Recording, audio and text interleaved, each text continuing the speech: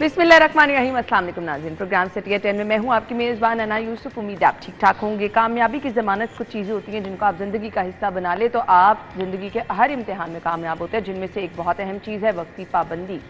हम programme start करने के लिए बाउंड होते हैं कि आपने 10:05 पर प्रोग्राम को शुरू करना ही करना है। अनटिल और अनलेस कुछ ऐसी हैपनिंग्स हो ही जाती हैं, ज़िंदगी है, कुछ ना कुछ ऐसा हो जाता है, लेकिन हमारी कोशिश ये होती है, बल्कि कोशिश क्या, हमें पाबंद किया जाता है। लेकिन इसके साथ साथ क्या होता है जी, आपके ज़िंदगी के बहुत सारे मामलात होते हैं। कुछ चीज़ें होती है ना कि आप शो टाइम पे स्टार्ट कर रहे हैं तो आपकी आदत बन जाती है चीज़ें टाइम पे करने की। मैं शुरू से ही कुछ चीज़ें अपनी प्लान करके टाइम पे करने की आती हूँ। आप लोगों से रिक्वेस्ट ये है कि अगर आप वक्त की कदर करेंगे, वक्त की पाबंदी करना सीखेंगे, पाबंदी के साथ साथ कदर, जो वक्त है उसको बहुत अच्छी तरह समझें, क्योंकि एक दफ़ा वक्त गुजर जाता है तो वो दोबारा हाथ में नहीं आता। इसलिए इस वक्त की कदर कीजिए। वक्त की कदर करने के साथ साथ अपने रिश्तों की कदर कीजिए, ज़िंदगी में सब कुछ मिल जाएगा। प्रोग्राम का आगाज़ करेंगे। मॉनसून का तीसरा स्पेल जो है वो शुरू हो चुका है। बारिशें जमकर होनी हैं जी, बहुत ज़्यादा मोहतात रहने की ज़रूरत है सभी लोगों को, साथ ही साथ बादशाह को भी, क्योंकि शहर में निकासियात के इंतज़ामात हमेशा की तरह जो है वो एक चैलेंज बन जाते हैं। वो लोग जो कि रोड पे सफ़र कर रहे होते हैं उनको बहुत मुश्किलात का सामना रहता है। 15 से बाकायदा तौर पर जो है वो बारिशों का आगाज़ होने जा रहा है, जो तेज़ तरीन बारिशें कहा जा रहे हैं। मौसम में कुछ बेहतरी तो आती है, लेकिन उस कुछ बेहतरी के साथ साथ होता क्या, फिर स्ट्रिप कर जाते हैं, घंटों बिजली गायब रहती है, और वो फिर जो बारिश रुकने के बाद वाला हब्स होता है वो जानलेवा होता है। उस पर अब लोग कहते हैं कि जी घरों में भी पानी दाखिल हो जाता है, बाहर सड़कों पर निकले तो पानी होता है। ये बहुत सारे मसाइल हैं, और फिर गरीब की ज़िंदगी तो वैसे ही अजीरन है। अंदरून शहर में बहुत सारी इमारतें ख़तरनाक, कल हमने खबर डिस्कस की, हमेशा की तरह ये चीज़ें डिस्कस की जाती हैं कि जी इतनी इमारतों को ख़तरनाक करार दे दिया गया, कागजी कार्रवाई पूरी कर ली जाती है, ख़तरनाक करार दे के वो फाइल बंद कर दी जाती है, होता कुछ नहीं।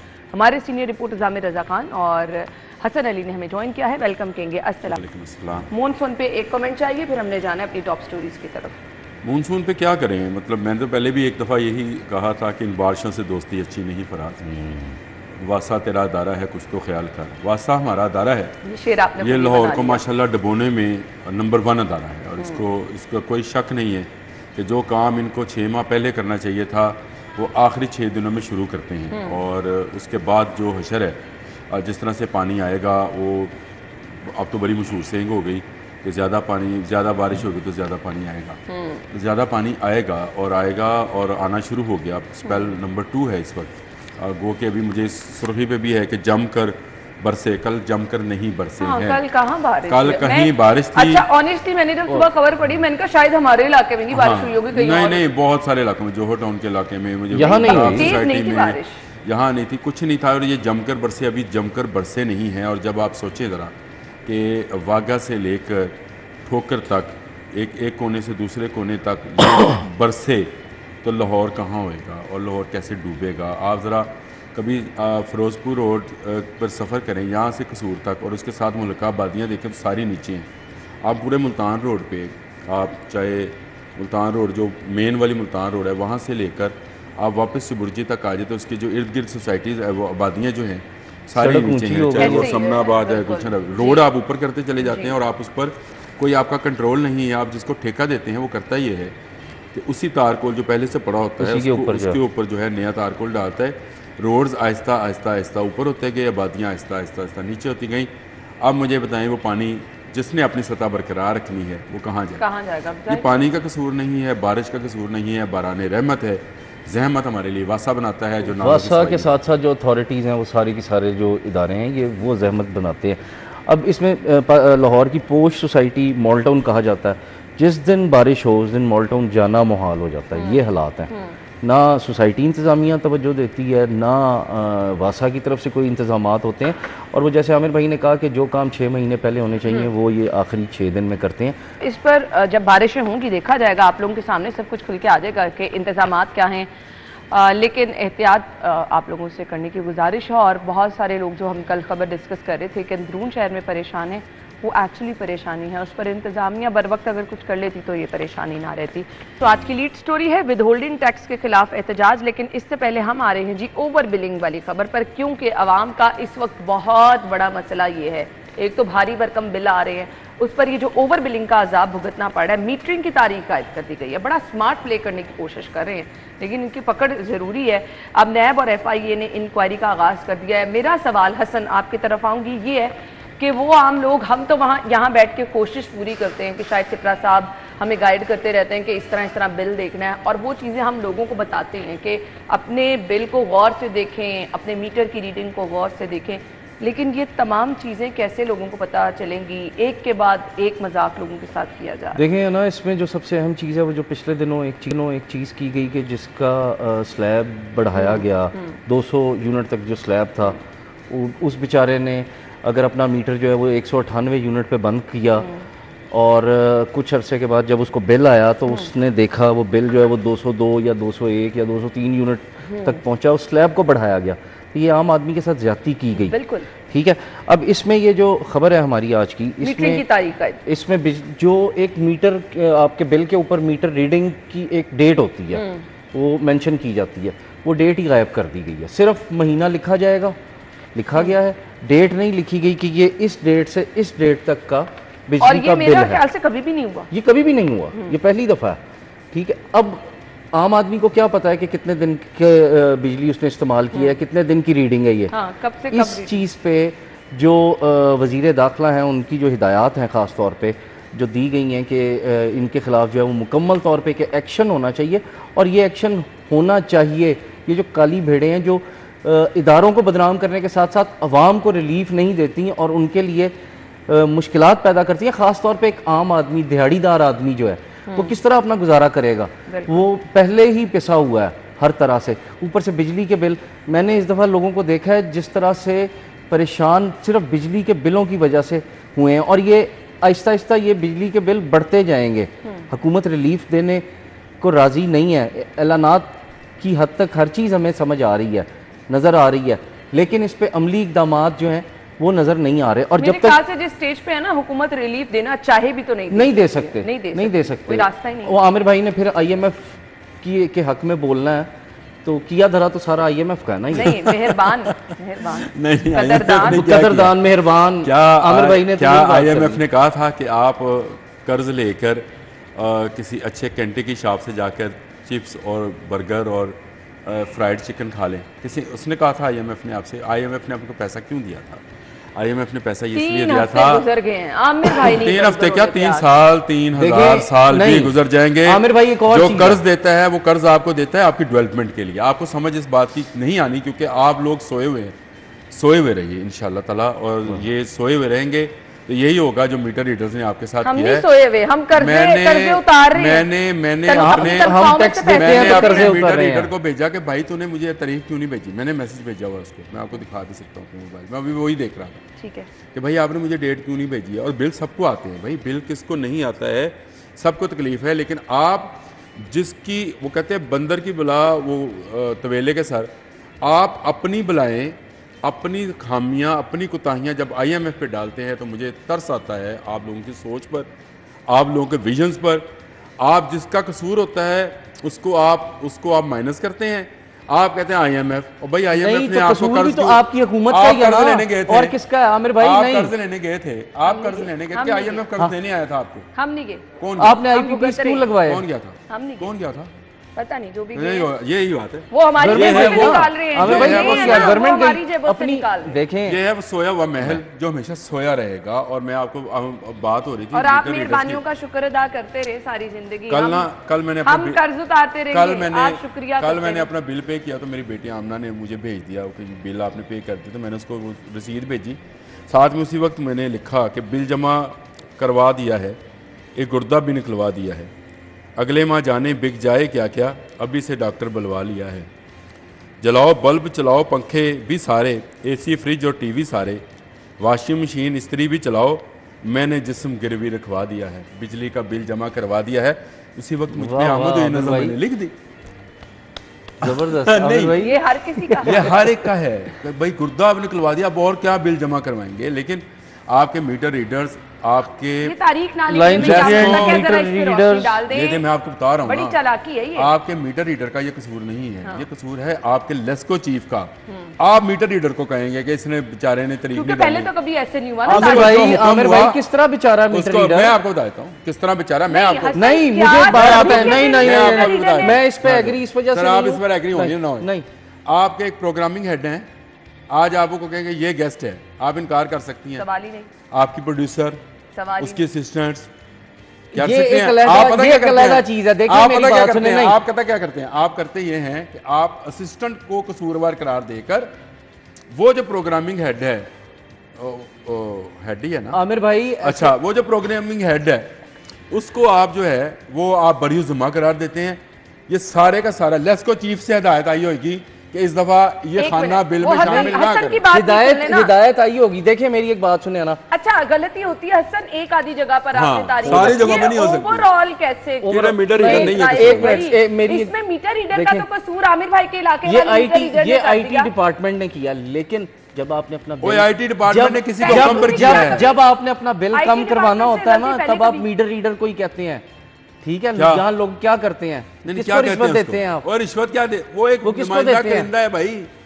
वो आमिर भाई करिंदा है। आप ऐसे ना आप करें, उसका आप रिश्वत को बहुत आप- सी जगह पे ये चीज देखी गई है, नहीं, मेरा ये सवाल नोट ये की हसन गई वो है। भी समझने अपने की ना विजन कोशिश को बड़ा करें। करें भाई। इतने सारे लोगों का मुख्तलिफ इलाकों में इशू यही आया कि डेट गायब हो गई, वो कैसे हो गई? उस पे एक मीटर रीडर को तो हम जिम्मेदार ये नहीं तो कह सकते देखें, ना ये तो हसन। जब से ये एक्शन शुरू हुआ है ओवर बिलिंग पे, जो जायद यूनिट डाले गए थे और वजीर दाखिला ने इस पे एक्शन किया था, ये तो उसके बाद से ज़ाहिर है उन्होंने अपना बचाव करना ही करना है हर सूरत में। तो उसके कोई रास्ता लिए निकालना आमिर भाई की बात वो ठीक है, हम वैसे एक तरफ बात कर रहे थे, लेकिन ये बात हकीकत यही है कि जाहिर है कि हाई अप्स की तरफ से ही उनको जो है वो ऑर्डर आया होगा ना। आईटी डिपार्टमेंट ने प्रिंट करना है, आईटी डिपार्टमेंट को हाई अप्स की तरफ से ही आया होगा कि इसमें से ये जो तारीख है इसको गायब कर दो और सिर्फ महीना लिख दो, गायब बस। कर दिया, खाना ही गायब वो कर खाना ही, अब लोगों को बिल आ रहे हैं 34 दिन ये वो के, खाना खराब है 34 दिन जहाँ पे के खाना खराब हुआ है सर। बिल आ रहे हैं 34 दिन के, 36 हाँ, दिन के, 30 इस रोज तरह से जायद करके बिलिंग, 30 वरना नॉर्मली 30 रोज की बिलिंग होती है। पता नहीं मुझे 28 38 दिन के दिए कि 40 दिन के दिए, मुझे तो नहीं पता ना जी, नहीं पता। क्योंकि उस पर डेट ही नहीं है। Mention ही अच्छा डेट नहीं है, इसके अलावा मेरा मीटर रीडर जो है वो मुझे मैसेज भेजता है, जब वो रीडिंग कर लेता है तो ये कानून है कि वो मुझे भेजेगा कि आपकी आज मीटर रीडिंग हो गई है, और इसमें ये मैसेजेस मैं आपको दिखा देता हूँ। तो हमें तो कभी नहीं किसी ने नहीं मैसेज नहीं भेजा। इस माह वो आमिर भाई स्पेशल है ना। नहीं स्पेशल होंगे, स्पेशल चाइल्ड में। अच्छा ये देखें, अगर आपका कैमरा हमें दिखा क्यों नहीं सके मैसेज आता? तो मैंने उसको भेजा कि भाई मीटर रीडिंग नहीं भेजी इस ऐसे माह। कोई मैसेज मुझे आपको शक आईएमएफ था, नहीं करता है मेरे ख्याल से, जो आप आईएमएफ मुझे में शक था। मैंने कहा ना आमिर भाई हमें तो ना, कोई नहीं मीटर रीडर मैसेज करता स्पेशल रीडिंग केस देने है का। ना, मैंने कहा मसला आपको ये है। आईएमएफ भी ऐसे कोई मैसेज करता होगा, आप आईएमएफ की मेहरबानियां ही अदा करते रहते हैं। पर ये एक बहुत बड़ा इशू है। सो अब इस पे पकड़ किसकी होनी है आमिर भाई? देखें लेस्को चीफ की पकड़ होनी चाहिए, मैं तो ये समझता हूँ। मैं तो हेड को हमेशा यही कहता हूँ कि हेड कसूरवार होता है। बिल हमें बिल अदा करनी जब अगर चाहिए, उसकी ये वाले। अगर वो कहता बिल है तो मेरे आपने इल्म में नहीं अदा था, करना ही बिल करना। जमा करानी चाहिए ये वाली। बिल तो जमा हो गए, बिल तो मैंने वो तो जमा जमा करा के तो कराने ही नजम कराने लिखी। हैं। मैं आपको बताऊं, मैंने कल सिपरा साहब को फ़ोन किया, मैंने कहा गरीब की किसी जान छुट दी है, कहता है नहीं छुटनी, जमा करा दे। गरीब की जान कहीं से नहीं छुटनी, ये उसका मैसेज आया हुआ मेरे पास। सिपरा साहब तो ये भी मशवरा देते हैं कि बिल खराब भी आ गया तो जमा करा दें, ऑप्शन कोई नहीं होती ना। ऑप्शन कोई नहीं नहीं है, आपको मीटर काट देंगे फिर फायदा क्या है? ऐसे ही। देखें ये तमाम का तमाम कसूरवार हमारा लेस्को चीफ है, जिसके ऑर्डर्स पर ये हुआ होगा। किसी आईटी वाले को क्या ज़रूरत पड़ी है कि वो बिल की डिज़ाइनिंग में से पूरा खाना ही निकाल दे? अच्छा फर्क नहीं पड़ रहा। मैं ये देख रही हूँ कि अब लोग आवाज भी उठा रहे हैं, हसन एहतजाज भी लोग कर रहे हैं, एहतजाज चल रहे हैं। हाँ। और इसमें सबसे बड़े अहम बड़े चीज़- बैनर्स अभी मैं रास्ते में देख रही हूँ। इसमें जो है ना, इस वक्त अगर देखें लोग तो कर ही रहे हैं अपने अपने तौर पे। जमात इस्लामी जो है वो एक धरना देने जा रही है कल डी चौक इस्लामाबाद में, सिर्फ इसी वजह से, ये बिजली ओवर बिलिंग के खिलाफ, बिजली की बढ़ती कीमतों के खिलाफ। इसमें बात फिर वही आ जाती है, जब तक हम सारे नहीं निकलेंगे ना, हमारा कोई मसला हल नहीं होगा। हम यहाँ पर बैठ के बातें ज़रूर कर लेंगे, ये मसला बातें करने से हल नहीं होगा। ये मसला उस वक्त तक हल नहीं होगा जब तक जो हाई अप्स हैं, जो जिम्मेदार हैं, उनको पकड़ा नहीं जाएगा। मेहरबानियों के शुक्रिया अदा करते रहेंगे, ये मसला हल नहीं होगा। हम सोए हुए आवाजें उठाएं, फिर आमिर भाई तो हमने गैर मेहरबानियों का शुक्र अदा करते रहेंगे, हम मसाइल में घिरे रहेंगे, हम ज्यादा बिल भी देते रहेंगे, हम ये कर्जा जो ले हमारी हुकूमत रही है उतार हम रहे हैं। हम वो भी अना उतारते इसमें- रहेंगे और अना आमिर इसमें- भाई शुक्रिया अदा अना करते नहीं। रहेंगे। नज़म लिख दी, देखें। दिल रो रहा है, शुक्रिया अदा फिर भी। आमिर भाई इस पे भी बड़ा इसके हक में बोलते हैं। मैं एक बात करूंगा, हमारे पास बेहतरीन नहरी निज़ाम था, है, मौजूद है, हमने उसको इस्तेमाल नहीं किया बिजली बनाने के लिए, हमने महंगे IPPs लिए। आमिर भाई इसके हक में ज़रूर बोलेंगे, क्योंकि आमिर भाई कहते हैं कि इंडस्ट्री चल आज IPPs की वजह से रही है। अगर IPPs की जगह हाइडल पे हम कन्वर्ट हुए होते और या विंड एनर्जी पे कन्वर्ट हुए होते, सारी दुनिया है, करने को तो बहुत कुछ बहुत है, कुछ हो लेकिन सकता हमने था। क्या करना है, हमने बस तारीख गायब कर दी और हमने रास्ता ये निकाल लिया कि अब आवाम पर बोझ किस तरह डालने, बड़ा स्मार्ट प्ले करने की कोशिश की। लेकिन इस पर तहकीकात होनी चाहिए, लेट्स को चीफ को इस पर जवाब देना चाहिए, क्योंकि आवाम की मुश्किलात ऑलरेडी बहुत है। ब्रेक के बाद आते हैं।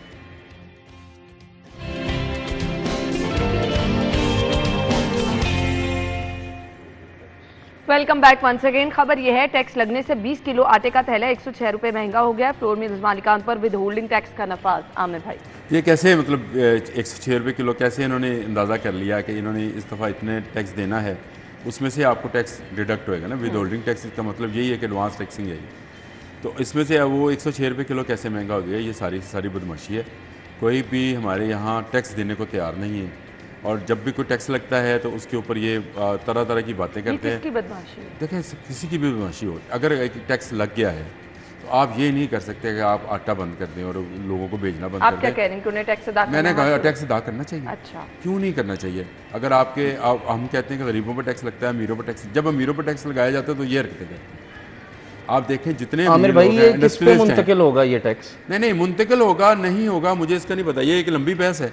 आप किसी दिन मेरे साथ बैठ जाइएगा भाई, मैं 1 घंटा तैयार 2 हूं आपके घंटे साथ बैठने के आप मेरे लिए। साथ बैठिएगा, मैं आपको बताऊंगा टैक्स की रकम जाती कहाँ है और क्यों लगती है और कहाँ लगती है, कहाँ खर्च हो जाती है और उसमें खाया पिया कितना जाता है, वो भी बता दूंगा आपको। ठीक। लेकिन ये एक तरीकाकार जो है इंडस्ट्रियलिस्ट का कि वो हड़ताल पे चला जाए, वो स्ट्राइक पे चला जाए, इस तरह तो फिर आप कोई भी टैक्स गवर्नमेंट कोई भी अपनी रेट कायम नहीं कर सकती है। तो मैं ये समझता हूँ अभी भी जो गवर्नमेंट का बयान आया है वो इंतहाई ही उसको कहना चाहिए डरपोकाना और थर्ड क्लास किस्म का बयान है कि मुहर्रम तक रुक जाएं, हड़ताल ना करें। मिन्नत कर रहे हैं आप लोग, आपने टैक्स लेना है तो इनसे। मिले किसकी हैं?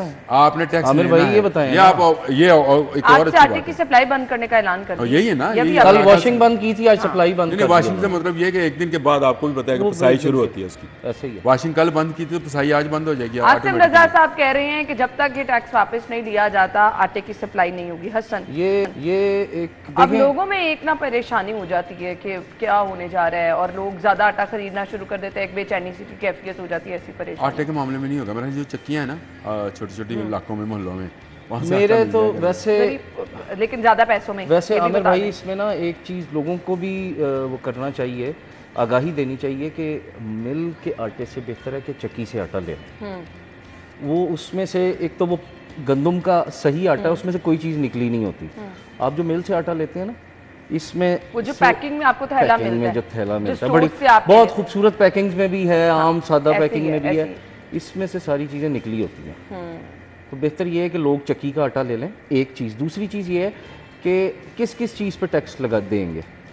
आमिर भाई ने ये आसिम कहा रजा साहब का मुतालिबा ठीक है, नहीं, जो फ्लोर मिल्स के ऊपर टैक्स है तो वो उनको देना बनता है, लेकिन इसका अल्टीमेट अगर वो इस चीज़ पे एग्री हो भी जाते हैं तो ये टैक्स किस पे मुंतकिल होगा? वही ना। ये हम लोगों पे मुंतकिल जाहिर होगा, बात सारे है, पे फिर मुंतकिल बब्रे हम होगा। जाते हैं।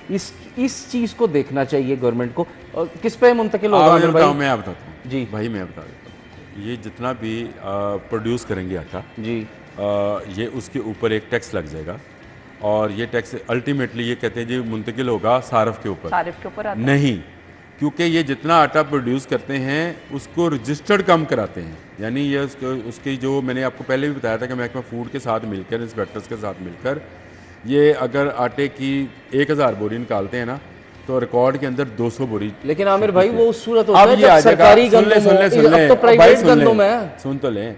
जब आपने गंदम जितनी ली खरीदी उसका एक रिकॉर्ड है, ठीक है, उसमें से जितना आटा निकलेगा उससे पहले आपसे टैक्स ले लिया जाएगा। ठीक है। आप मुझे बताएं, अगर ये सिर्फ अवाम का मसला होता तो अवाम इस पर स्ट्राइक पे जाती?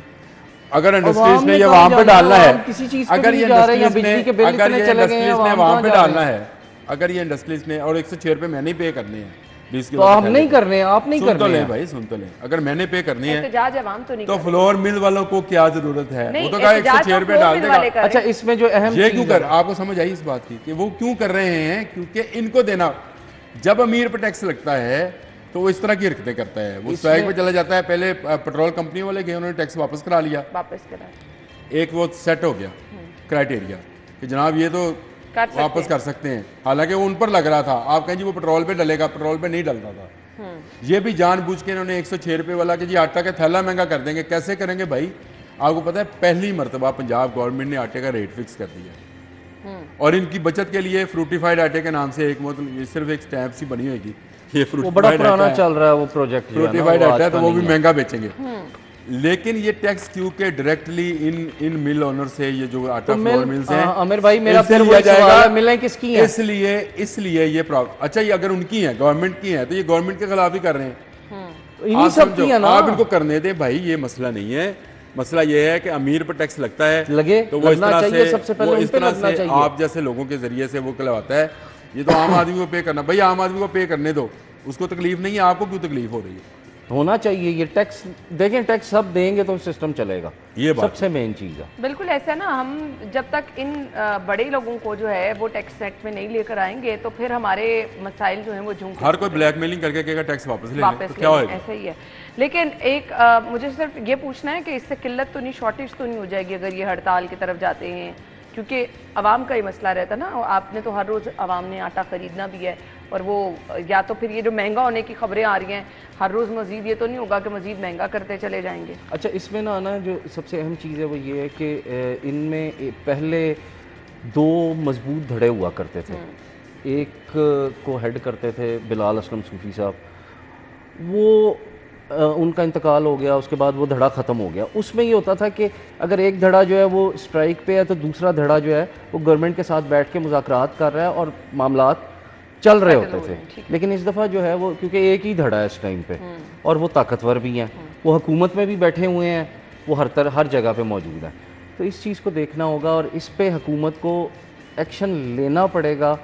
अब इस वक्त जो एक अहम चीज़ है वो ये कि इस दफ़ा अदरवाइज तो हर कोई अपनी मनवाएगा। अच्छा, इसमें एक हड़ताल। चीज़ मैं फिर वही बात करूंगा कि इस दफ़ा फ्लोर मिल्स को सरकारी गंदम नहीं मिलेगी, क्योंकि गवर्नमेंट ने जो गंदम खरीदी हुई है वो उसका कोटा कब देते हैं, कब शुरू करेंगे, वो प्राइवेट गंदम यूज़ करेंगे, तो उनके पास इस चीज़ का भी रिकॉर्ड नहीं है इस दफ़ा। आमिर भाई ने कहा कि रिकॉर्ड रखते हैं, वो उस सूरत में रखते हैं जब सरकारी गंदम इस्तेमाल की जाती है, तो इस दफ़ा तो सरकारी गंदम भी नहीं है। तो अब इस चीज़ पे हुकूमत को देखना होगा, एक पॉलिसी बनानी होगी, और वो बनेगी तब आवाम को रिलीफ मिलेगा और इस किस्म की जो ब्लैकमेलिंग है वो बंद हो सकती है। बिल्कुल ऐसे, अदरवाइज तो वरना तो जिसका दिल करेगा वो जब मर्जी उठेगा तो ब्लैकमेल और। करेगा। हम ब्रेक ले लेते हैं, ब्रेक के बाद अगली खबर की तरफ आएंगे। स्टे विद अस।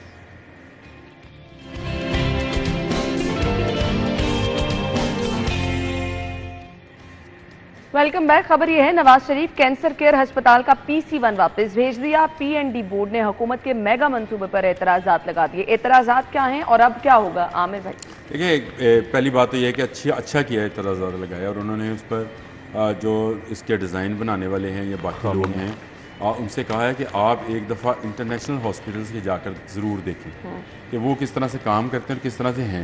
नहीं तो एतराज़ात की जद में रहेगा तो ये नहीं, एतराज़ात की जद में नहीं रहेगा। एतराज़ात की जद ये शुरू में आते हैं जब आप नक्शा बनवाते हैं, और अगर आप उसको मंजूर करवाने चले जाएँ तो आपको बताया जाता है कि आपने ये गली 3 फुट छोड़नी थी, आपने 1.5 फुट छोड़ी हुई है। ऐसे ही होता है ना, 3 फुट कर लें इसको, वो आपके फायदे के लिए जाता, काम रोक भी चले रोक भी दिया जाता है। तो ये काम उसी तरह से रोका। मेरा ख्याल है कि ये बड़ी अच्छी तजावीज़ हैं।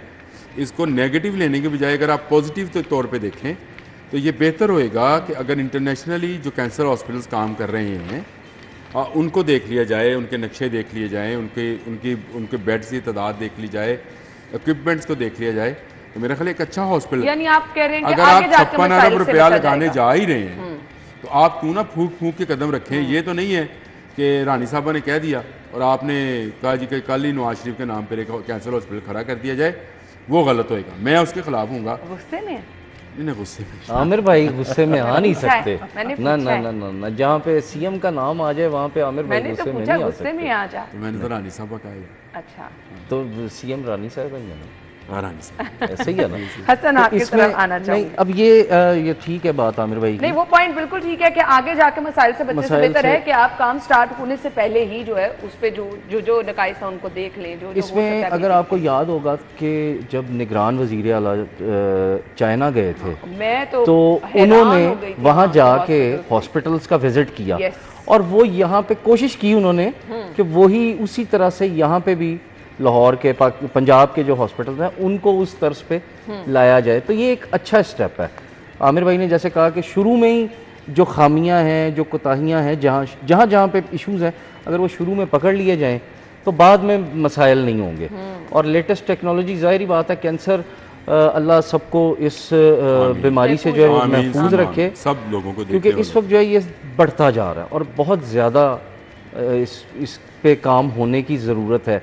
अब हम अगर बात करें तो शौकत खानम हॉस्पिटल है या वो एक कैंसर केयर हॉस्पिटल है, लेकिन इसमें सिंध में भी काम काफ़ी हो चुका है और इस पे कैंसर से रिलेटेड हॉस्पिटल मज़ीद बनने चाहिए। ये तो एक अच्छी बात है कि चलें सीएम साहिबा ने इस पे एक इनिशिएटिव लिया और आम आदमी को कुछ रिलीफ मिलेगा जब ये हॉस्पिटल बन जाएगा।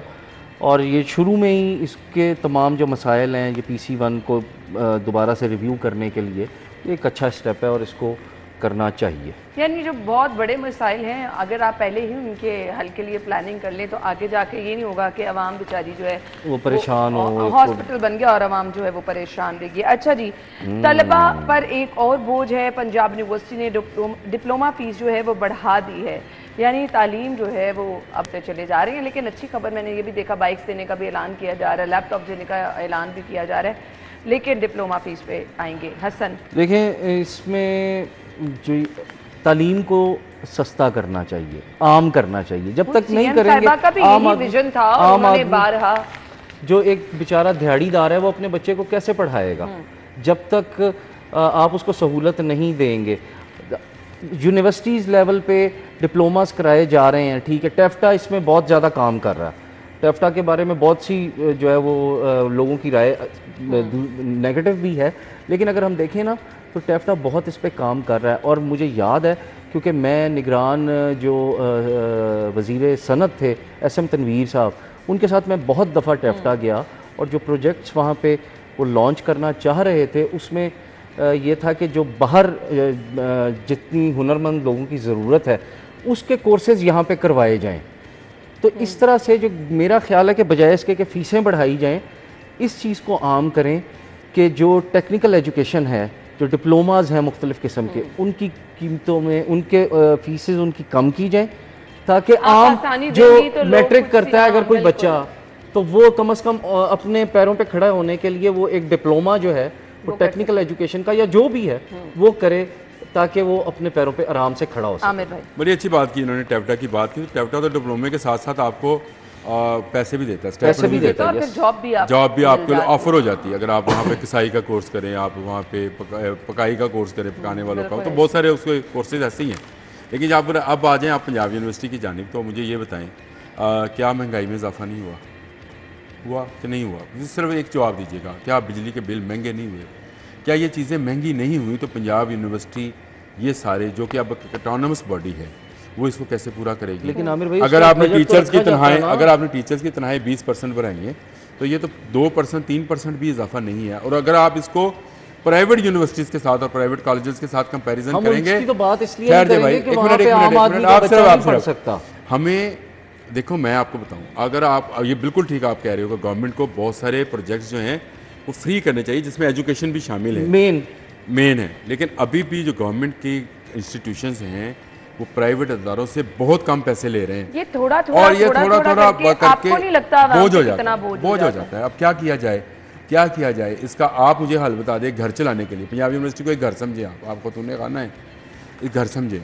अगर उसके अखराजात इजाफा हो जाएगा तो क्या उसकी आमदन में कुछ इजाफे की कोशिश नहीं की जाएगी? क्या आपके मियाँ ये कोशिश, आपके पास फिर हल यही रह जाता है, आपके पास हल क्या रहता है? एक बात और, अभी भी अगर आप प्राइवेट यूनिवर्सिटी से 1/3 भी पैसे नहीं ले रहे, मतलब आप उनके 3 गुना ज्यादा से भी ज्यादा पैसे होंगे अगर आप निकाल के देख लें प्राइवेट यूनिवर्सिटी फीस स्ट्रक्चर। मैंने कल भतीजे ने वो मैट्रिक किया तो वहाँ डिस्कस हो रहा था, तो मैंने कहा यार FC कॉलेज में भी करा दूँ, तो उन्होंने कहा जी फीस बहुत ज़्यादा है और मुझे तब याद आया कि ये मुशर्रफ साहब ने तो इसको बिल्कुल ही प्राइवेट कर दिया था, तो उन्होंने फीसें आसमान पे लेके, जहाँ गरीब का बच्चा पढ़ता था किसी में, अब वहाँ पे आप पढ़ नहीं सकते हैं। तो जो कॉलेज यूनिवर्सिटीज़ रह गई हैं, अगर आप उनका बिल्कुल ही गला घोंट देंगे और उनसे कहेंगे कि आप 1 रुपया भी ना बढ़ाओ, तो मुझे बताएं। नहीं, ऑप्शन वहाँ पे ब्रेक का कहा जा रहा है। हसन प्लीज मुझे ब्रेक ले लेते हैं, ब्रेक के बाद वापस आते हैं।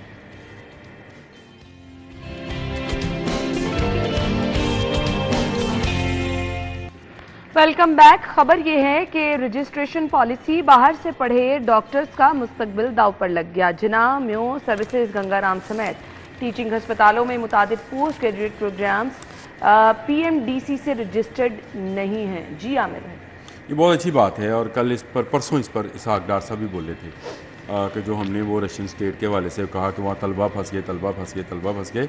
ये वो तलबा थे जिनको पाकिस्तान में किसी college university, medical college university में दाखिला नहीं मिल सकता था, और ये यहाँ पे उन्होंने पास नहीं किया था।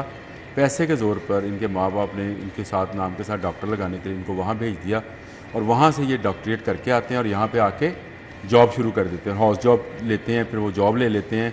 और वही डॉक्टर जिनको कोई तजर्बा नहीं होता, जिस रियासत में ये करने गए वहाँ तो इतने हॉस्पिटल ही नहीं थे जितनी वहाँ यूनिवर्सिटियाँ, घर घर यूनिवर्सिटी खुली हुई थी और हर बिल्डिंग हॉस्टल थी। वहाँ पे सिर्फ पाकिस्तान से नहीं, ऐसे थर्ड वर्ल्ड कंट्री से, ममालिक से, जैसे भारत है, बांग्लादेश है, वहाँ से भी तलबा आते हैं और इसी तरह से डिग्रियाँ लेके अपने ममालिक में जाकर मरीज़ों का वो हाल करते हैं जो कि रहे अल्लाह का नाम, और फिर हम कहते हैं कि डॉक्टर्स अच्छे नहीं हैं। और पाकिस्तानी डॉक्टर्स, अगर किंग एडवर्ड का पढ़ा हुआ डॉक्टर है या सिंध डाउ मेडिकल कॉलेज यूनिवर्सिटी का पढ़ा हुआ है डॉक्टर है, तो वो डॉक्टर है और उसकी मांग इतनी ज़्यादा है बैरून मुल्क में कि आप बिलीव नहीं कर सकते। मैं साउथ अफ्रीका गया था अना, तो वहाँ चिल्ड्रन हॉस्पिटल जो था वो सिर्फ पाकिस्तानी डॉक्टर और नर्सेज चला रहे थे, गवर्नमेंट का हॉस्पिटल था। वहाँ पे आपको कुछ दूसरा वो कहते हैं जी पाकिस्तान के अलावा हम लेते नहीं। अच्छा, मैंने वो डॉक्टर शेर हुआ करते थे, शेखपुरा के थे, उनके घर बैठ के हम रात को खाना खा रहे थे। मैंने कहा डॉक्टर शेर ये क्या मसला है यार, आप लोग ही हो सिर्फ यहाँ पे। मैंने कहता है जी पाकिस्तान बेस्ट नर्सरी है अच्छा डॉक्टर बनाने की, क्योंकि वहाँ कोई चेक एंड बैलेंस नहीं है। वहाँ पे हम मरीज़ को जो दवाई देना चाहें कर सकते। ये उसने मजाक में बात की होगी, लेकिन ये हकीकत कहता है जी जो तजर्बा करना तो चाहें हम कर सकते हैं।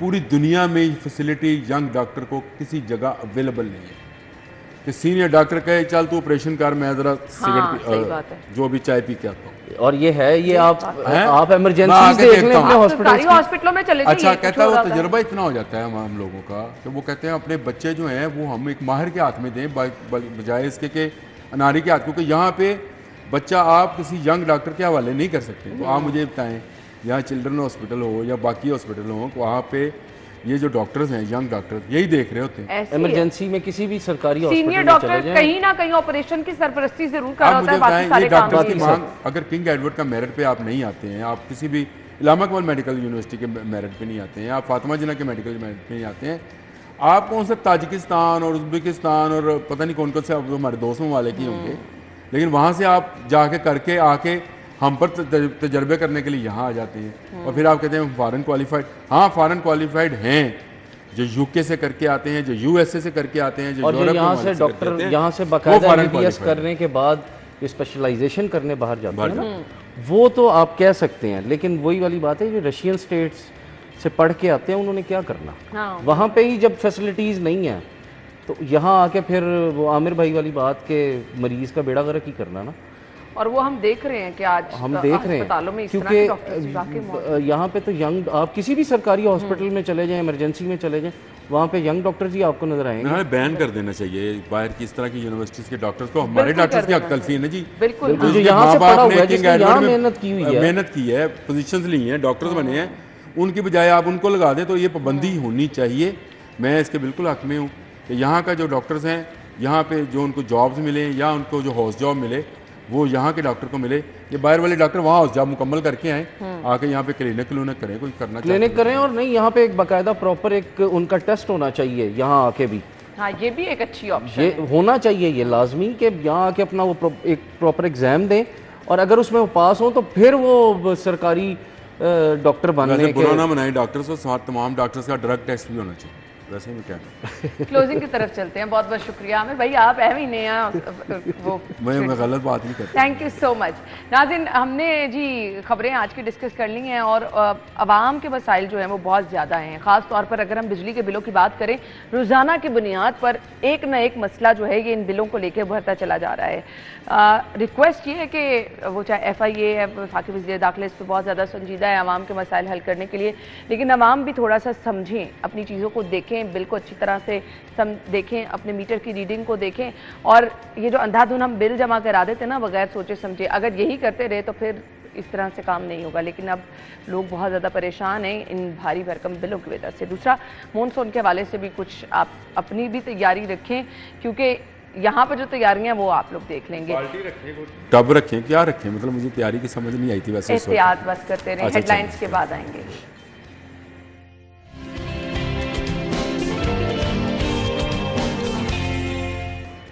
खुश आमदीद कहेंगे आपको एक बार से फिर प्रोग्राम में। आज का टॉपिक कुछ अहम भी है, कुछ इन्फॉर्मेशन भी आज के प्रोग्राम के थ्रू हम आप तक पहुंचाएंगे। गाड़ियों के टैक्स वसूली की फीस जो है उसमें हैरान कुन हद तक इजाफा किया गया है। अब आपको नया टोकन टैक्स देना होगा। टोकन टैक्स अदायगी का तरीक़ाकार क्या है और अब इस पर कैंपेन भी खुसूसी चल रही है। अगर आप टोकन टैक्स अदा नहीं करते और अगर डेट गुजरने के बाद आप अदा करते हैं तो उस पर क्या जुर्माना भी होगा, और इसके साथ साथ गाड़ियों की रजिस्ट्रेशन फीस और दीगर मामलात, बहुत सारे दीगर अहम मामलात, कुछ इन्फॉर्मेशन भी हम आज के प्रोग्राम में आपके साथ शेयर करेंगे। चौधरी मोहम्मद आसिफ साहब ने ज्वाइन किया है, डायरेक्टर मोटर्स हैं, अपने शो में वेलकम कहेंगे। अस्सलाम वालेकुम सर। वालेकुम सलाम। बहुत बहुत शुक्रिया आपके वक्त के लिए। सबसे पहले तो मौजूदा आपकी जो कैंपेन चल रही है, मैं चाहूँगी लोगों को आप उसके हवाले से आगाही देते हैं। जी, आपके चैनल की वसातत से पिछले 1 साल में हमने प्रोविंशियल और फेडरल टैक्सेस मिला के 21 अरब रुपया मोटर व्हीकल रजिस्ट्रेशन और टोकन टैक्स की मद में कलेक्ट की है। उसके लिए हमने डिफरेंट तरीके ऑप्ट किए। शहर के जो पोश एरियाज़ है, मतलब बड़े लोग उनको हिट किया। ये आप देख रहे हैं, व्हील लॉक इंट्रोड्यूस हमने करवाया, जो पार्किंग लॉट्स थी उनके लिए स्टिकर हमने मुतारफ़ करवाया। नॉन स्टॉप राउंड दी क्लॉक हमारे होल्ड अप्स थे।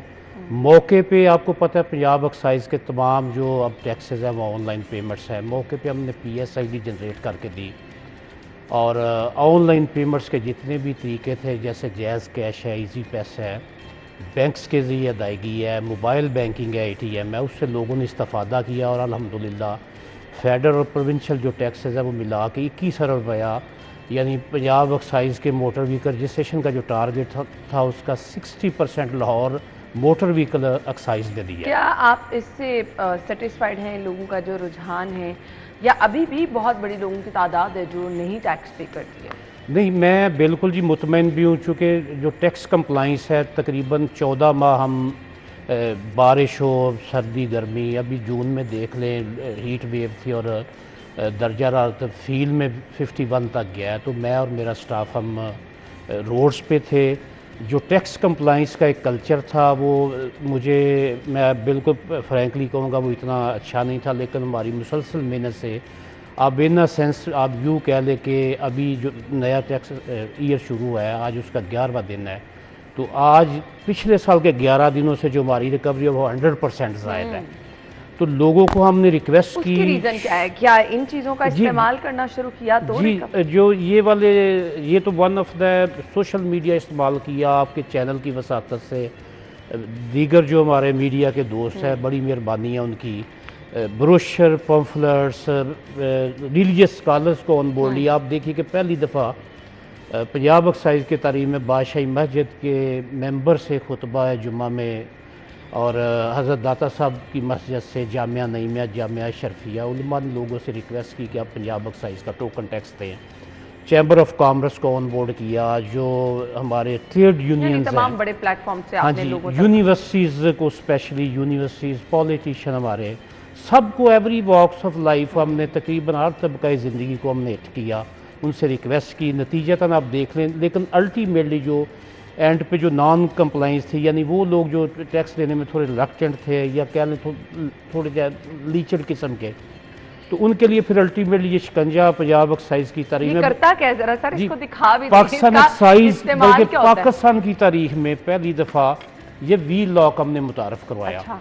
हर वो गाड़ी जो या तो जिसको नंबर नहीं लगा या जिसका टैक्स जमा नहीं था, एरियर्स थे उसके बकाया जाते, मौके पे हमने, चूँकि लॉ में प्रोविजन है, जो रूल्स 19 है वो अलाउ करता है कि पंजाब एक्साइज का इंस्पेक्टर उससे अपर रैंक का कोई भी बंदा गाड़ी को अनलिमिटेड पीरियड के लिए रोक के रख सकता है। अच्छा, तो उसी का हमने फ़ायदा उठाया। ये मेरी, आप यूँ कह लें मेरा आइडिया था, तो ये काफ़ी सक्सेसफुल रहा है। और पंजाब एक्साइज ने, आप देखिए कि हमने ये एक तरह से गाड़ी को लॉक लग जाता है। जी, व्हील लॉक है ये। जब इसको पहले हम मुकालमा करते हैं, अस्सलाम वालेकुम वास्सलाम, क्या हाल है, आपकी गाड़ी के टैक्सेस अदा नहीं, रिक्वेस्ट ऑनलाइन कर दे। बहुत सारे लोग हैं, अच्छे लोग, मौके पे कर देना। लेकिन जो क्रॉनिक के, इवन आपको मैं, बड़े मज़े की बात है कि 15-15, 20-20, 25-25 साल से लोग शॉर्ट थे। अच्छा, 8-10 साल, 5 साल तो एक नॉर्मल पीरियड तो है। वो कितनी अमाउंट होती है एकदम से? भी इतनी हैवी अमाउंट लोग नहीं। डिफरेंट स्लैब्स हैं। अभी आप जैसे आपने कहा है कि जो शुरू में कि बहुत होशर इजाफा हुआ है टैक्सेस रेट्स में, तो ऐसी कोई बात नहीं, मैं अभी थोड़ा वजाहत करूँगा।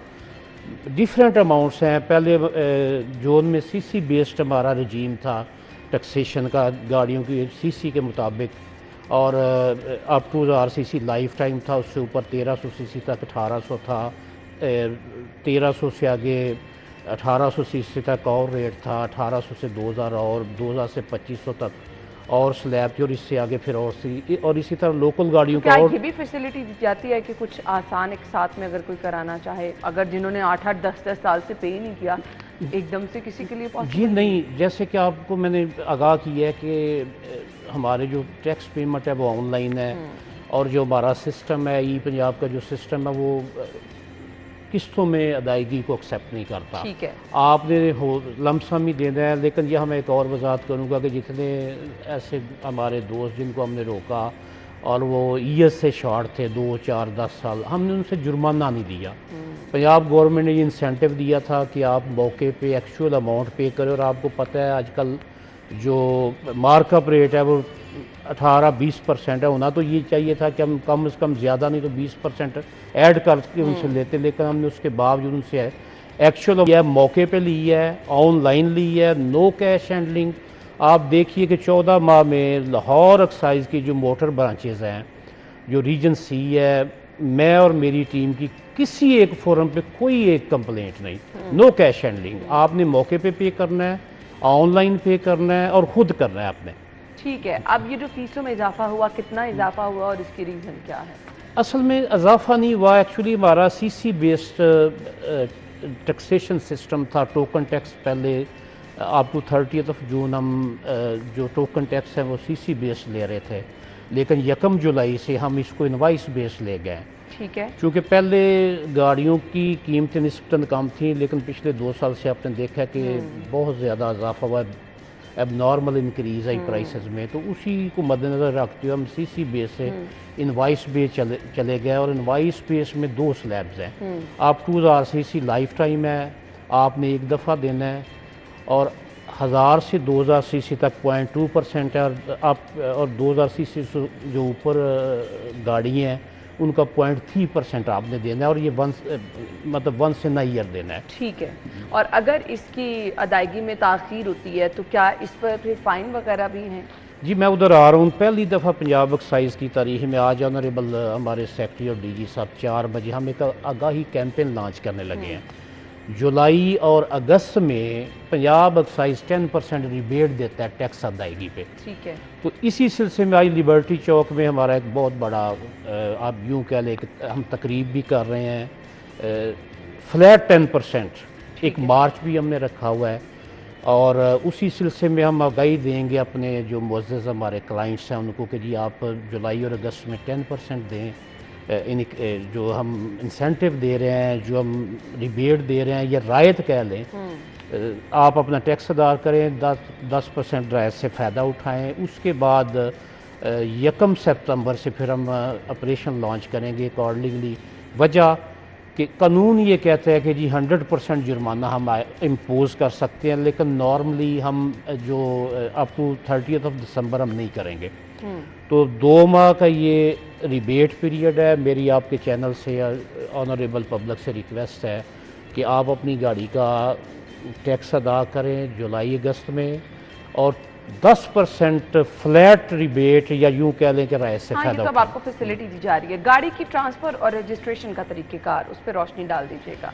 गाड़ी की जो रजिस्ट्रेशन है उसके लिए आपको हमारे असल फाइल लेके आपको हमारे ऑफिस से जाना होगा, नथिंग एल्स। मौके पे डाटा फीड होगा और पेमेंट वो भी आपने ऑनलाइन करनी है। मैं आप दोबारा ये वजाहत करना चाहूँगा आपके चैनल की वसातत से, किसी बंदे को आप कैश ना दें।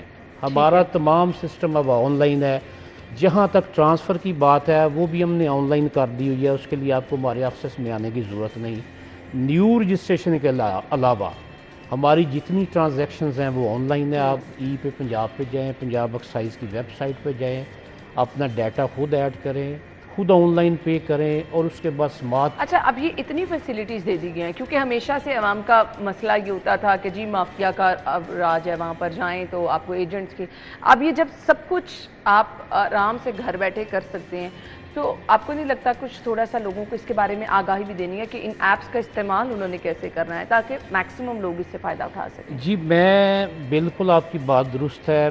पंजाब एक्साइज के सोशल मीडिया पे मुख्तलिफ फेसबुक पे अकाउंट है, ट्विटर पे, इस तरह हम छोटी छोटी वीडियोस बना के वहाँ पे अपलोड करते रहते हैं। अभी मेरा खुद ज़ाती भी फेसबुक पेज है, तो इस सिलसिले में हम पब्लिक को बाकायदा थ्रू इलेक्ट्रॉनिक प्रिंट मीडिया या जैसे आपके प्रोग्राम्स में मैं अभी बात कर रहा हूँ, मेरे सीनियर या मेरे कुलीग्स या मेरे जूनियर, उनका एक अपना ही हल्का असर है।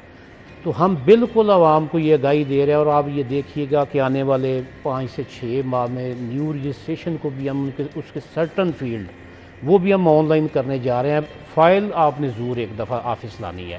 ठीक है। न्यू रजिस्ट्रेशन को भी हम ऑनलाइन करने जा रहे हैं। इसके अलावा दस्तक ऐप पे आप देखिए हमारी सारी सर्विसेज अवेलेबल है, जिसका पिछले दिनों मुहतरमा CM साहबा ने इफ्तिताह किया। हमारी इसके अलावा मोबाइल रजिस्ट्रेशन वैन है, वो शहर के डिफरेंट स्पॉट्स पे जो प्रोमिनेंट प्लेसेस है वहाँ पे वो जाती है। हमने उसके लिए दिन मुतय्यन किए हुए हैं और वहाँ पे जो दूर अफ्तादा इलाके हैं जैसे बैरिया टाउन है, वहाँ से मेरे ऑफिस आना कंपैरेटिवली थोड़ा मुश्किल है। 30-35 किलोमीटर का फासला है, तो वहाँ पे हमारी वैन जाके मौके पे डाटा फीड होता है, रजिस्ट्रेशन होती है और ऑनलाइन पेमेंट्स होती हैं। ठीक है। रजिस्ट्रेशन कार्ड की फराहमी में ताख़ीर क्यों है? रजिस्ट्रेशन कार्ड्स की फराहमी में कोई ताख़ीर नहीं, ये मेरा दावा है। ना ना ना ना ना, ये तो आवाम के मसाइल हैं, हमें बहुत सारे मैसेजेस ऐसे मौसूल। नो नेवर 26 बल्कि 26। ये कब हुआ वैसे, ये ताख़ीर का अमल कब ख़त्म हुआ? इसमें मैं आपको बताऊं कि हमारा टेंडर टू टेंडर थोड़ा 1.5 के माह का वक्फा है, जिसमें 2.5 लाख कार्ड पेंडिंग हुआ। वो तमाम बन के हम डिलीवर भी कर चुके हैं। डेली तकरीबन पंजाब एक्साइज का 7 से 8 हज़ार कार्ड बन के जा रहा है। बल्कि मोहतरम DG साहब ने 26 जो जून है उसमें एक और बड़ा पॉलिसी डिसीजन किया है, मेजर शिफ्ट है कि जहाँ पे ये कार्ड बनते हैं वहीं से GPO को जाएंगे और दफ्तर में किसी को हम बिल्कुल नहीं बुलाएंगे। GPO डायरेक्ट मालिक के घर कार्ड पहुँचा देगा।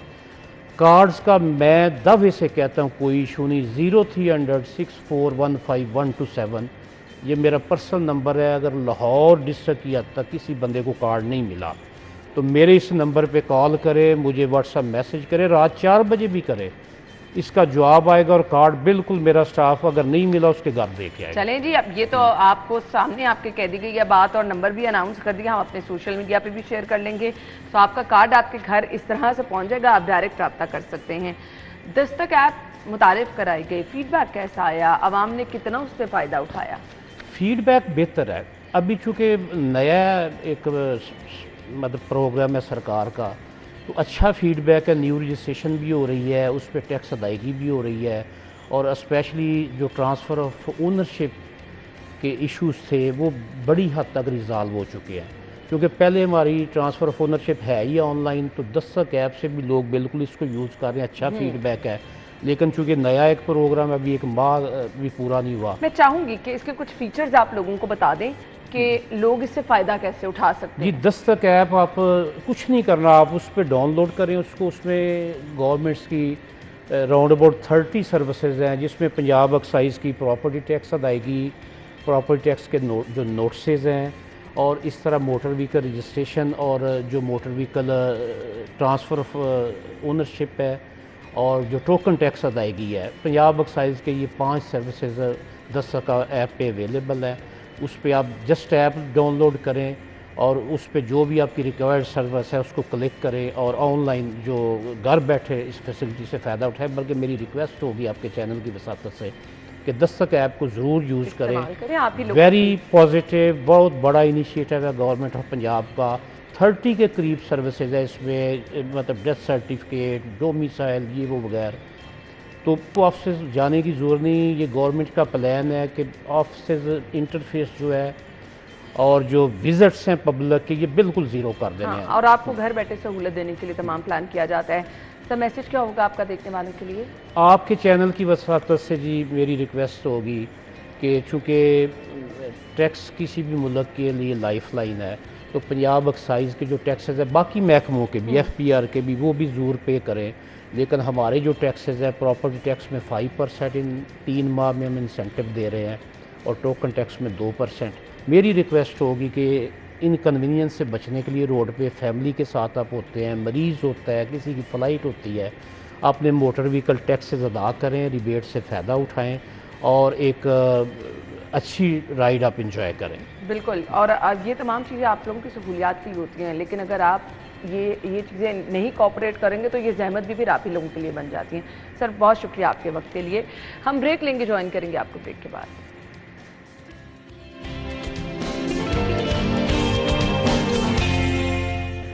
स्टूडियो में आपको खुश आमदीद कहेंगे। कुछ ऐसे मसाइल जिनका मैक्सिमम लोगों को सामना रहता है और आप अक्सर हमसे उसका हल भी पूछते रहते हैं। बाल गिरना, मेरे ख्याल से मर्दों, ख़वातीन और बच्चों सभी में ये मसला जो है बढ़ता चला जा रहा है। और फिर ऐसा मौसम, कुछ लोगों का तो हर मौसम जैसे ही तब्दील होता है ना, कुछ लोगों को इन मसाइल का सामना रहता है। और कुछ लोग बाल गिरने की वजह से इस कदर परेशान होते हैं क्योंकि वो बाल गिरना नॉर्मल रूटीन से हटकर होता है।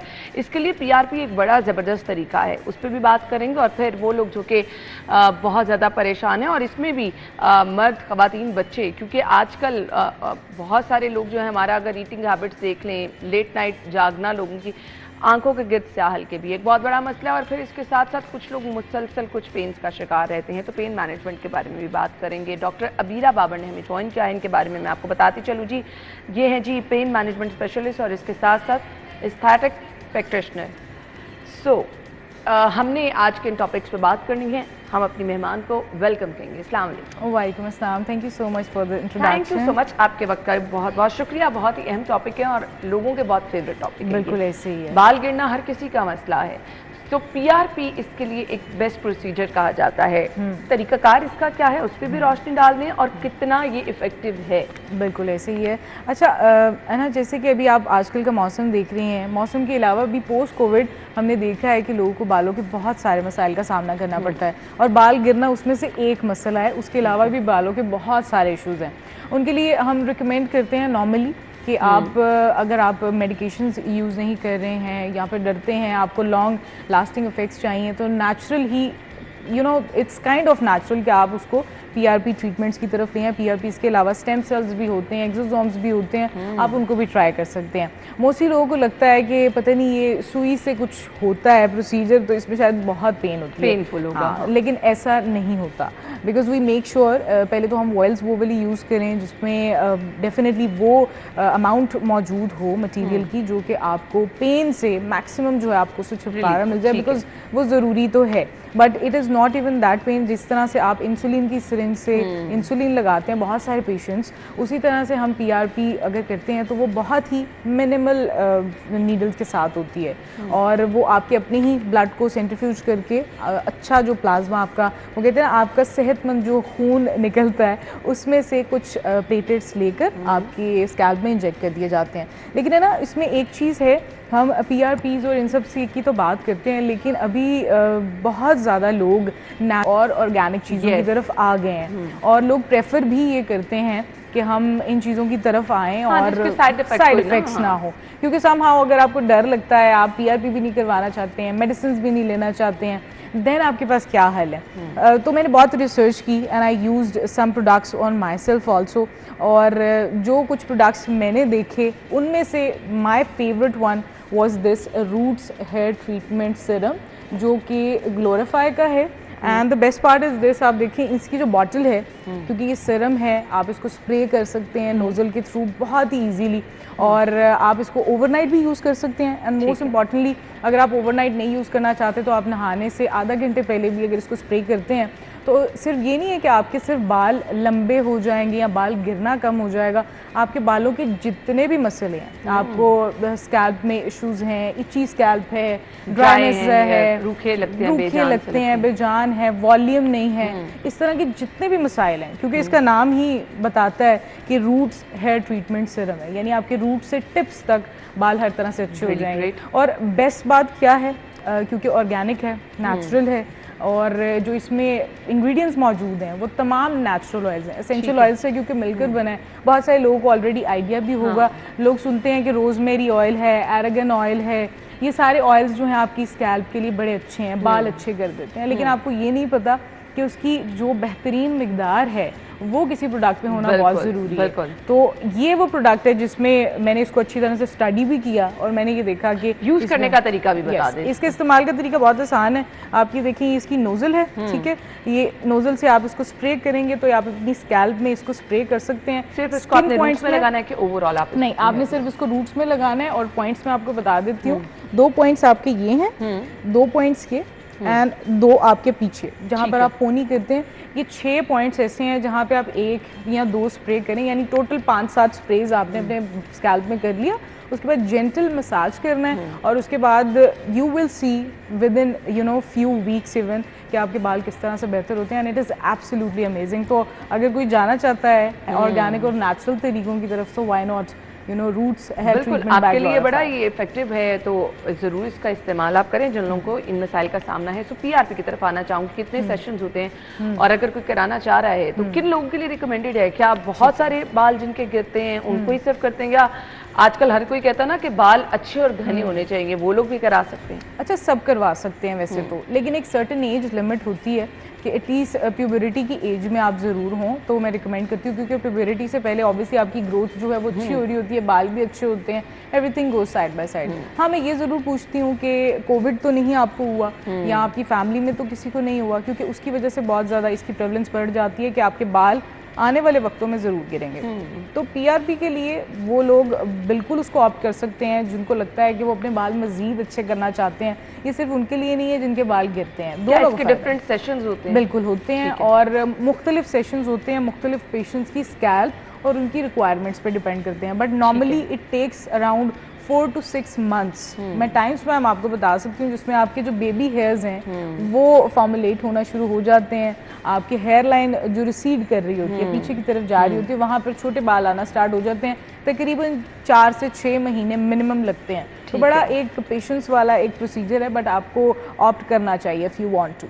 मर्द और खवातीन दोनों में इफेक्टिव है? एग्जैक्टली, आप जो भी चीज़ यूज़ करें वो दोनों यूज़ कर सकते हैं, इसमें कोई भी मुज़ायका नहीं है कि आप मेल हैं या फीमेल हैं, दोनों के लिए पीआरपीज़ बहुत अच्छी हैं। बल्कि जो मेल हैं वो मेरे पेशेंट्स भी ज़्यादा मेल्स हैं, क्योंकि बहुत से लोगों को, खवातीन को स्पेसिफिकली लगता है कि शायद हमारे ही बाल गिरते हैं, लेकिन मर्द हजरात में क्योंकि एलोपेशिया और इस तरह के मसाइल ज़्यादा हैं तो वो भी इक्वली यूज़। एक और बड़ा इशू जो कि मेरे ख्याल से इक्वली दोनों को फेस करना पड़ता है, मर्द हजरात को भी, खवातीन को भी, आंखों के गिर्द स्याह हल्के। बिल्कुल, इसके लिए इफेक्टिव इलाज बता। अच्छा, नॉर्मली हम एस्थेटिक प्रैक्टिस में तो रिकमेंड करते हैं कि आप फिलर्स लें, ठीक है। अब फिलर्स जो हैं वो एक तो उनके बहुत सारे ऑब्वियसली साइड इफेक्ट भी हो सकते हैं, माइग्रेट भी कर जाते हैं, और क्योंकि अंडर आइज एक बड़ा सेंसिटिव एरिया है और वहाँ पर आप हर किसी से भी ये प्रोसीजर्स नहीं करवा सकते हैं, एंड समटाइम्स लोग डरते भी हैं टू बी ऑनेस्ट। और अगैन मैं उसी की तरफ आऊँगी कि लोग कहते हैं कि हमें कोई ईजी सी चीज़ बता दें जो कि ऑर्गेनिक हो, नेचुरल हो,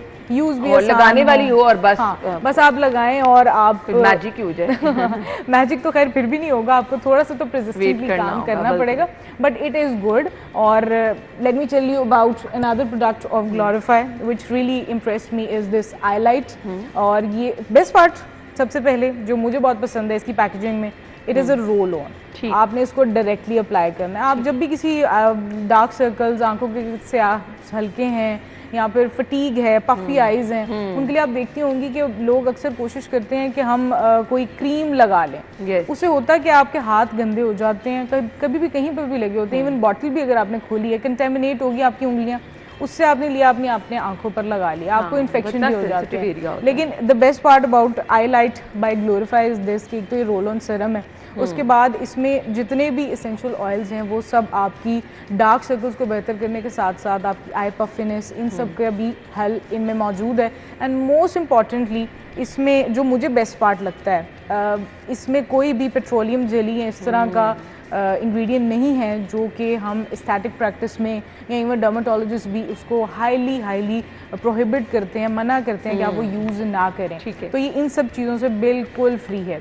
इसको भी आप ओवरनाइट यूज़ कर सकते हैं, 2 से 3 बार आप इसका इस्तेमाल दिन में भी कर सकते हैं, इसमें कोई मसला नहीं है। सिर्फ आपने उसको रोल ऑन करना है अपने आंखों के गिर्द और लाइट सा मसाज करना चाहते हैं तो आप लिम्फेटिक ड्रेनेज थोड़ा सा कर सकते हैं। आजकल वो गौशा और वो बड़े ट्रेंड में आए हुए हैं, उसके साथ आप थोड़ा सा मसाज कर सकते हैं। But I would highly recommend I light by glorify because it is again an amazing product, herbal है, नेचुरल है, एसेंशियल ऑयल से बना है और डेफिनेटली जो एसेंशियल ऑयल से मिलकर बनी होती हैं ये आपको थेराप्यूटिकली बहुत ज़्यादा आपको इफेक्ट देती हैं। बिल्कुल। सो अब जो लोग इन मसाइल का शिकार हैं उनके लिए बड़ी ज़बरदस्त प्रोडक्ट है, आप ज़रूर इसका इस्तेमाल कर सकते हैं। मुझे ब्रेक का कहा जा रहा है, हम ब्रेक के बाद आपको ज्वाइन करेंगे। स्टे विद अस।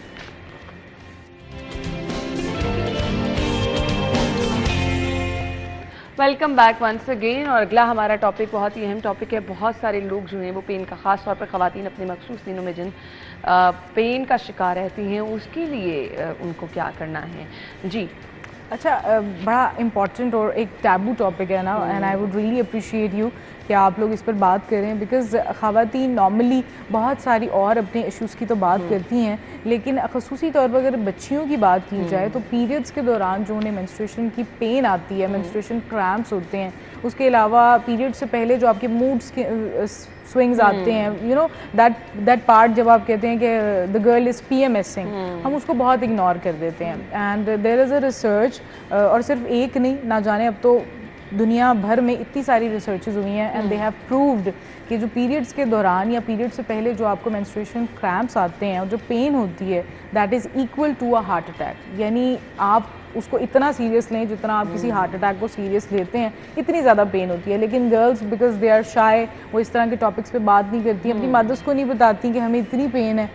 और इस पेन के हल के लिए अक्सर जो लेडीज़ हैं वो आती हैं, लड़कियां भी हैं आती हैं, they you know complain about it कि आप हमें कोई पेन किलर दे दें, हमें इस तरह से बता दें। यू नो इस स्टेज में या यंग एज में पेन किलर्स भी आपको नहीं लेने चाहिए। ठीक है, आपको कोशिश करनी चाहिए कि आप नेचुरली जितना उसको ठीक कर सकें, मैनेज कर सकें, वैसे करें। And the best part is this कि आजकल जिस तरह मैंने पहले भी बोला है कि लोग हर्बल, नेचुरल, ऑर्गेनिक चीज़ों की तरफ इतना ज़्यादा आ रहे हैं। लोगों को लगता है ना ये सेफ है, क्योंकि उनके कोई साइड इफेक्ट्स नहीं है, तो यू कैन यूज़ इट। आपको अगर कोई फ़ायदा नहीं होगा तो नुकसान भी नहीं होगा। But some products that has actually really good effects, उनमें से एक जो है उसके बारे में मैं आपको बताना चाहूँगी, मिस्टी मंथली डोज बाय सुकून। दिस इज़ वन जो कि मैं खुद भी यूज़ करती रही हूँ, सो आई नो दैट इसमें इंग्रेडिएंट्स जो है ना, सबसे इम्पॉर्टेंट बात ये है कि जो इसमें मौजूद कैनाबिस है ये वर्ल्ड वाइड आप देखें दिस इज़ वेरी एक्सपेंसिव और ये बहुत रेयर प्रोडक्ट्स में यूज़ की जाती है। बेसिकली ये जो मिस्टी मंथली डोज है, ये इसका यूजेज किस तरह से होता है, यूजेज बहुत ही आसान है। इसके जो ड्रॉप्स हैं 5 to 7 ड्रॉप्स आपने लेने हैं।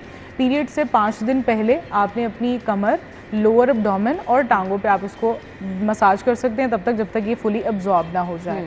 और ये आप अगर अपने पीरियड्स के 5 दिन पहले से स्टार्ट करते हैं और पीरियड्स होने के 5 दिन तक जारी रखते हैं तो विद इन 3 मंथ्स आप देखेंगे कि आपको जो पेन है, जो आपको पीरियड से पहले आपको मूड स्विंग्स होते हैं, ये सब कुछ आता है, वो सब बहुत बेहतर हो जाता है। उसकी वजह ये है कि एक तो नेचुरल ऑयल्स हैं, इसमें लेवेंडर ऑयल भी है, ठीक है, इसमें मेंथा पेपरिटा भी है जो कि इन्फ्लेमेशन और इन सबको भी कम करता है। और लेवेंडर आपको पता है वैसे इसकी खुशबू इतनी अच्छी होती है, आपके मूड को अच्छा करती है, आपकी स्लीप साइकिल को बेहतर कर लेती है। एंग्जाइटी जो होती है जिन खवातीन को ड्यूरिंग पीरियड्स, उनके लिए भी ये बहुत अच्छा है। तो ये आप दिन में 3 बार इस्तेमाल कर सकते हैं। और ये जो एक बॉटल है दैट नॉर्मली आपकी जो है 4 से 5 महीने बहुत आराम से गुजर जाती है, क्योंकि आपने 5 से 7 कतरे एक बार में इस्तेमाल करने हैं और एक दिन में 3 बार। सो आई थिंक अगर किसी को इस तरह का कोई इशू आता है, मेंस्ट्रुएशन क्रैम्प्स हैं, एब्डोमिनल क्रैम्प्स हैं, पीरियड से पहले उनको बहुत पेन आती है and they are into this कि वो कोई safe and sound products use करें। So I would highly recommend कि वो मिस्टी मंथली डोज बाय सुकून लाजमी। अच्छा, बहुत सारी घरेलू खवातीन है ना जिनको वैसे भी बैक पेन रहती है, क्या ये उसके लिए भी इफेक्टिव है? क्योंकि आप घर में काम अक्सर कर रहे हैं तो back pain somehow you can use it, but there is another product that is joint on by सुकून, उसको आप यूज कर सकते हैं स्पेसिफिकली फॉर बैक पेन।